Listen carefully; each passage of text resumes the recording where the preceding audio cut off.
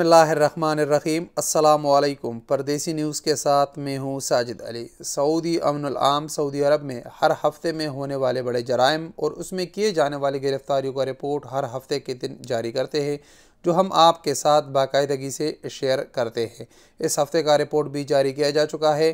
اس ہفتے میں سب سے پہلے جو رپورٹ میں بتایا جا چکا ہے کہ 3 پاکستانیوں اور 1 سعودی شہری کو گرفتار کیا جا چکا ہے۔ مکہ مکرمہ کا واقعہ ہے، جہاں انہوں نے 1 سعودی شہری کو پکڑا تھا اور اس سے کافی سامان وغیرہ اور پیسے چوری کیے گئے تھے۔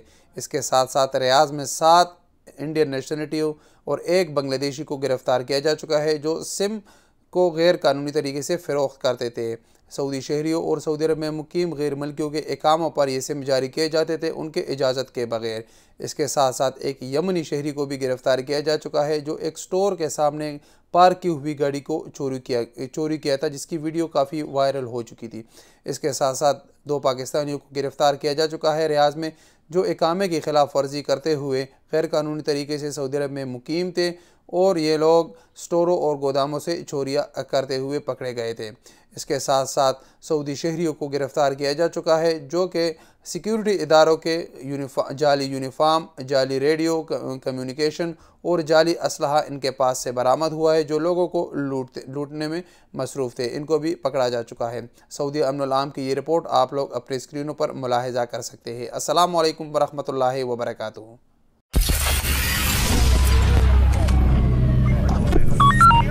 في قبضة رجال الأمن. مواطن و3 مقيمين من الجنسية الباكستانية قاموا بالاعتداء على مقيم وسلبوا الأموال التي بحوزته. تم القبض 7 مقيمين من الجنسية الهندية و1 من الجنسية البنغلاديشية قاموا بالمتاجرة بشرائح الاتصال بعد تسجيلها بهويات مواطنين ومقيمين دون علمهم.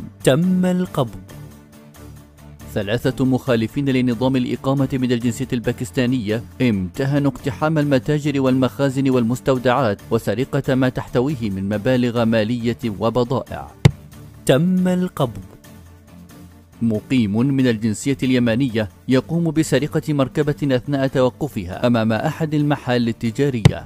تم القبض 5 مخالفين لنظام الإقامة من الجنسية اليمنية تورطوا بجمع الأموال مجهولة المصدر وتحويلها إلى خارج المملكة. تم القبض 4 مواطنين انتحلوا صفة رجال أمن وقاموا بارتكاب جرائم سلب العمالة الوافدة عثر بحوزتهم على 2050 ريالا.